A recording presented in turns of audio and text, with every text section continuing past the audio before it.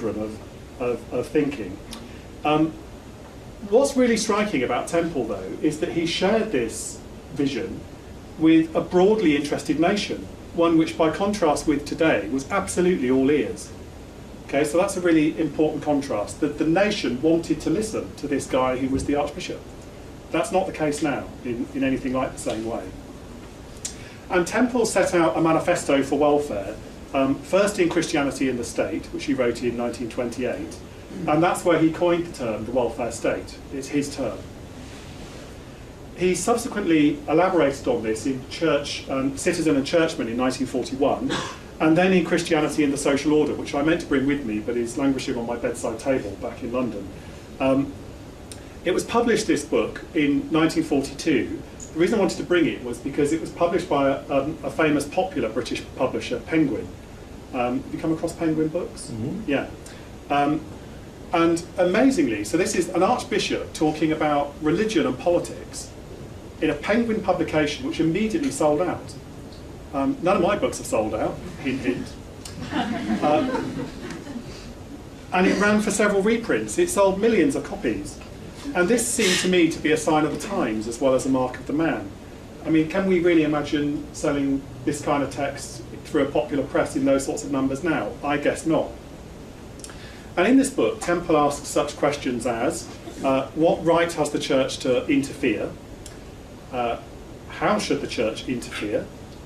What are Christian social principles, and what is the task before us? And strikingly, again, these questions were familiar and recognisable to a popular audience. And again, I don't think that would work in quite the same way now. And to this latter question, what's the task before us, he answers, the national debt will be, I might have written these up actually, the national debt will be a heavy burden, and there will be the need to reconstruct the devastated areas of many towns with all the adjustments of rights, vested interests and social welfare which any planning must involve. And the structure of life as we knew it, he says, has already been profoundly modified. How far do we want to restore it if we can? So he's asking some really fundamental questions. And he then goes on to explore what Christians might have to say on these matters, what Christian thought has to say. And he concludes that what must be rebuilt is the family as the primary social unit, Kells proves, and for this he identifies housing as the key issue. So it's really practical. Then he talks about the sanctity of personality. The sanctity of personality. This is in the public realm. He's talking about the sanctity of personality. And for this he prescribes good health, which became the National Health Service, and education. And then he talks about the principle of fellowship, can you believe?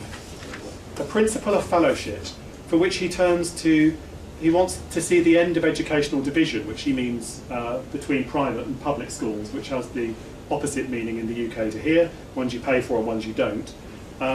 And he wanted the maintenance of a Christian character in state education for all. Well, I guess that's familiar. And his little book then goes on to use theology, an interesting mixture of theology and common sense, to argue for employment for all. He says, every citizen should be in secure position of such an income as will enable him to maintain a home. And in short, he says, the aim of a Christian social order is the fullest possible development of individual personality in the widest and deepest possible fellowship. Now I know this sounds okay if you're thinking Christian, but what you've got to think is Christian in the public sphere. Okay? I think that's a very Christian statement to make, and but it was familiar. That's the point. It's familiar and recognisable. So in this way, Temple is setting out a blueprint both for the approach and the content of the welfare state. And as I said, that's a term that he himself is the first to use. And it subsequently obviously captured the public imagination and runs right up to the present day. There are big changes now. So this is big thinking at a big time in history, and Temple drawing on the Christian faith to argue that the country as a whole has an opportunity to rethink the entire politics and practice of care.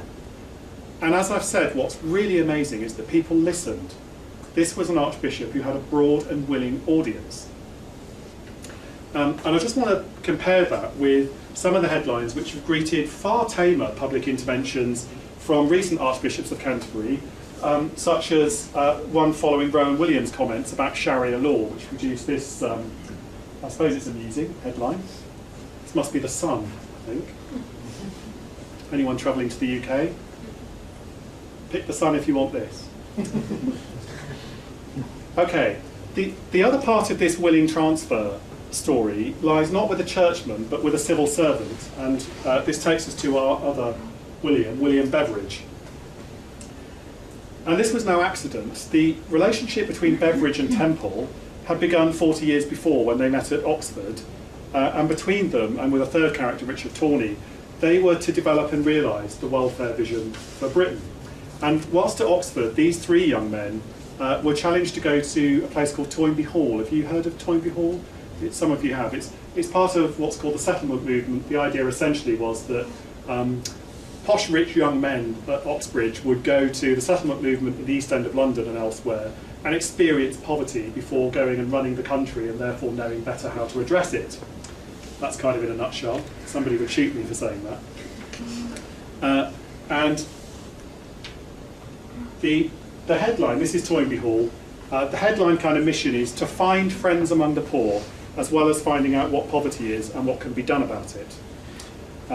And Toynbee Hall is still there, and very similar, little blue plaque now with Tawney, Temple and Beveridge on there, and still does public education and so on. The reforms which Temple and Beveridge achieved in the 1940s represented, as I've been saying, the heights, I think, of a shared big vision for Britain in the last century. So this was a case, the point being, of intellectuals, church leaders and government agreeing on the big vision, but also on the ways in which it could be achieved. Now, Beveridge was considered an authority on unemployment insurance, which would not make him, I guess, the most compelling of dinner companions. And he served under Winston Churchill on what was called the Board of Trade. He was director of the newly created labour exchanges, which are job centres, and that's what they are now. And later he was permanent secretary at the Ministry of Food. This man knew how to live. He was also director of the London School of Economics, and in the 30s, and then he was elected Master of University College, Oxford. So he had an established academic career as well as this civil servant one too. Now, in May 1941, the Minister of Health, Ernest Brown, announced the formation of a really boring committee of officials to survey existing social insurance and allied services. Sounds dull, doesn't it? And to make recommendations. And Beveridge was asked to chair this committee, and the thinking is that he was asked to do this to keep him out of the way because he was being so boring about his particular interests. But Beveridge had other thoughts. He wanted to use this committee to think big, drawing at least in part on the vision he developed at Toynbee Hall and discussed over many years with Temple. And his committee published Social Insurance and Allied Services, this report, which I tried to buy on eBay recently, and it was £2,000. So you're getting a picture, I'm afraid. It's still popular. And this report proposed that all people of working age should pay a weekly national insurance contribution, and in return, benefits would be paid to people who were sick, unemployed, retired or widowed. So this is the full welfare state, if you like. And Beveridge argued that this system would provide a minimum standard of living, quote, below which no one should be allowed to fall. And it also recommended, this is famous, that the government should find ways of fighting what Beveridge called the 5 giant evils of, they'll come up in a minute, there we go, of want, ignorance, disease, squalor and idleness. And I love that idleness is having a little lie down there. And Beveridge also assumed in the report that there'd be a National Health Service of some sort. And of course, a lot's been said about how the National Health Service in the UK somehow occupies a quasi-religious space in the British imagination, a sort of new national religion, if you like. But I'm not going to say more about that now. The impact of all this was huge. And this was, believe it or not, another report which sold out. Not that I'm fetishising people whose reports sell out. But it is kind of unheard of for government reports. Maybe yours do here in Canada, but ours tend not to. And Beveridge's arguments were widely accepted. And when Attlee won the 1945 general election, he announced that he would introduce the welfare state, first described by Temple in Christianity and the Social Order, and fleshed out in Beveridge's 1942 report. And this was seen as nothing less than having won the war, now winning the peace. And this was how it was sort of advertised, as it were. And Temple said of this that it was the first time anyone had set out to embody the whole spirit of the Christian ethic in an Act of Parliament. Isn't that quite something? The first time anyone had set out to embody the whole spirit of the Christian ethic in an Act of Parliament. It was quite a moment, I think. So before 1948, welfare was almost entirely the provenance of the churches, and huge amounts of social work, community work and charity were of course done by parishes and congregations right across the UK. And then after the war, it was done, or at least seen to be done, by the state. And the most remarkable thing about this is that it was undertaken with the full support and collaboration of the Church of England. That's the willing transfer. What I think this shows is that church and state were then so closely related that it was of no concern that one might be taking over the functions of the other. There wasn't a question that this might diminish the church. The welfare state was seen as the very embodiment of the church. So this polarisation that we think we see now wasn't what was envisaged. But, in fact, I think it did prove a very profound turning point for religion in the public realm, and that's why I've gone on about welfare. So, on the upside, the transfer of welfare from church to state undid, or started to undo, centuries of paternalism, sexism, top-down philanthropy, all of that stuff, which the war had already done so much to undermine. And it also challenged the really rather random nature of welfare. You know, if you happened to be in a good parish, a strong parish, you'd do quite well. But if you didn't, it was literally a postcode lottery. On the downside, though, the welfare transfer, I think, loosened the connection between people and parish, which had so effectively drawn people out until then from the individual, through the family, through community, to the public. And the language of religion was no longer the leading language of the public sphere, at least the public sphere of care. And I think that's a really important point. Now, I don't think anybody for one moment should romanticise the church-based community, and anyone that has been in one or is in one will know not to make that mistake. But the connections which were lost have been agonised over by policymakers ever since, at least in the UK. So we've had waves of anxiety about the loss of community. Has that happened in Canada too? What's happened to community? And how can we get it back? And we've had countless government initiatives in the UK from, just to take a couple, in the 60s there were things called the Community Development Projects. And then in the 2000s, the New Deal for Communities. Well, I'll leave you to imagine what happened to them. Let's say they're not working now, they're not still going now. And they've all tended, these policies, to depend on a rhetoric of the restoration of community, and they've relied very heavily on churches to assist in that restoration. They're seen somehow as being good at community. Does that seem familiar? Much less nodding, actually. And one of the key things about all these government policies for the restoration of community, I think, is that they've all been largely incapable of finding the poetry which faiths have been so good at.